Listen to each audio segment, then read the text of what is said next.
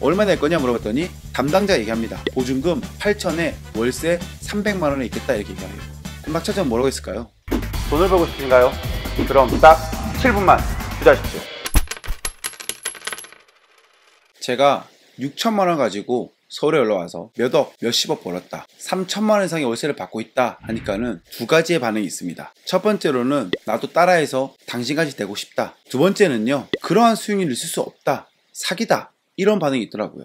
그래서 제가 오늘은 정말 사기 같은 수익률을 한번 보여드리려고 합니다. 그 전에 보여드렸던 것은 사기 같은 월세, 그런 수익률이 아니었습니다. 오늘의 주인공은요, 바로 이 상가입니다. 이 상가는요, 감정가가 4억 2천만 원이었고요. 낙찰가가 3억 2천만 원입니다. 이 상가를 투자했던 이유는요, 이 상가에 지금 임차가 들어와 있던 임차인, 그 임차인이 바로 대기업 보험회사입니다. 말을 하면은 누구나 알 수 있었던 그러한 임차인이 들어가 있었습니다. 이 임차인 같은 경우에는요, 한 층을 다 쓰고 있는데 그 일부 두 개의 호수, 칸만 공매로 나왔습니다.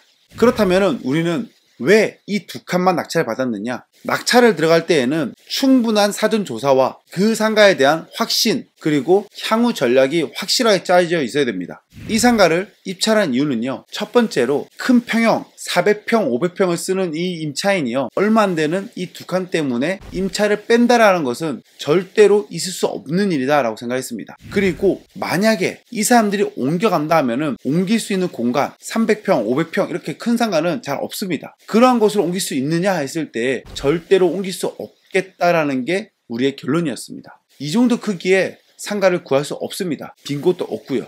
그렇다면은 내가 받은 두 칸만 빼고 나머지만 쓸 수 있느냐 했을 때 그럴 수도 없었습니다. 지금 이 낙찰받았던 이 상가는요, 보험회사에서 굉장히 중요한 부분을 차지하고 있었습니다. 그렇기 때문에 임차인은 절대로 나갈 수 없겠다라고 생각을 하고 입찰에 임했었던 거예요. 낙찰을 받고 난 뒤 첫 번째 미팅을 가졌습니다. 첫 번째 미팅을 가졌을 때는요, 어떻게 보면은 기싸움입니다. 낙찰자와 담당자 처음 인사를 나누고 나서 낙찰자가 물어봤겠죠. 어떻게 할 생각이냐? 우리는 당신이 다른 대안이 없다 그러면은 빨리 나가주시고 다른 임차인을 넣을 것이다 라고 얘기했더니 이 담당자가 얘기합니다. 우리가 쓰고 싶다. 그 순간 낙찰자는 엄청나게 유리한 고지에 딱 서 있는 거예요. 협상에서 제일 중요한 것은 나의 패를 보여주지 않는 것이거든요. 그런데 이 대기업의 임차인은 급했던 거예요.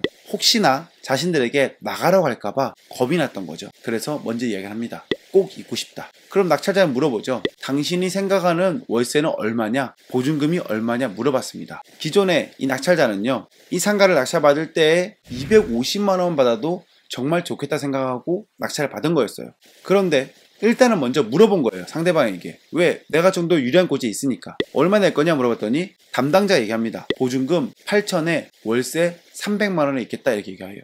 그럼 낙찰자는 뭐라고 했을까요? 조금 더 욕심 생기는 거예요.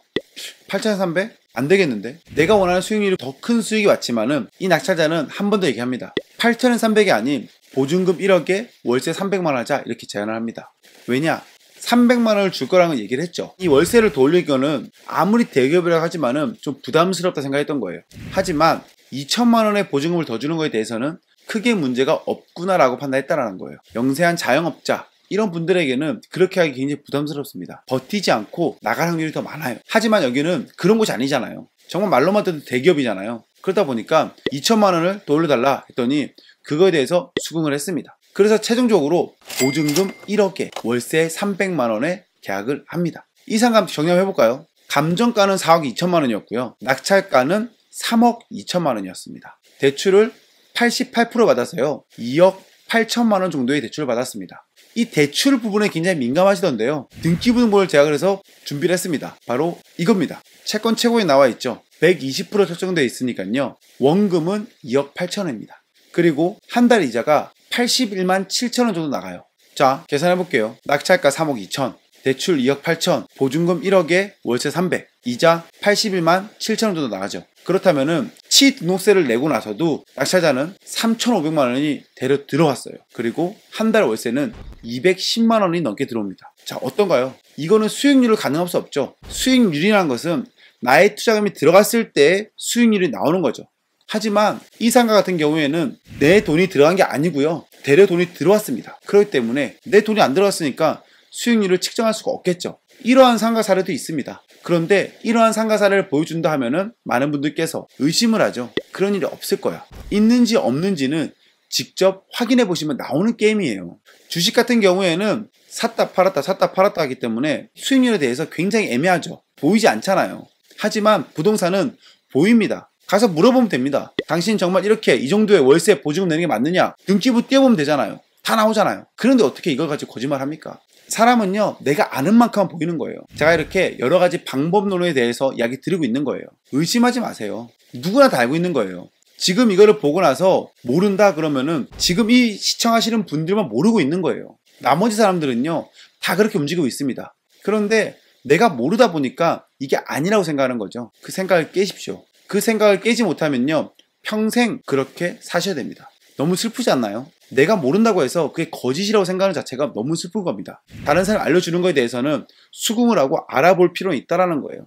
생각은 깨야 됩니다. 세상에는요, 돈 벌 수 있는 게 엄청나게 많이 있어요. 내가 아는 것보다는요, 내가 모르는 곳에서 더 많은 수익을 볼 수 있는 곳이 많이 있습니다. 저는 그 공간을 파고들었고요. 그리고 오늘도 내일도 계속 공부를 하고 있습니다. 어떻게 하면은 더 큰 수익, 더 극대화된 수익을 낼 수 있을지에 대해서 고민하고 있습니다. 물론 이 사례는 많지는 않습니다. 하지만은 내가 그만큼 공부하는 사람만 그 수익률을 얻을 수 있다고 생각합니다. 그러니 지금 이 영상을 보시는 분들도 내가 알고 있는 게 정답이 아닐 수도 있겠구나, 정말 이런 곳도 있겠구나에 대해서는 생각을 한번 해보셨으면 좋겠습니다. 그렇게 움직이는 사람만이 부자가 될 수 있다고 생각합니다.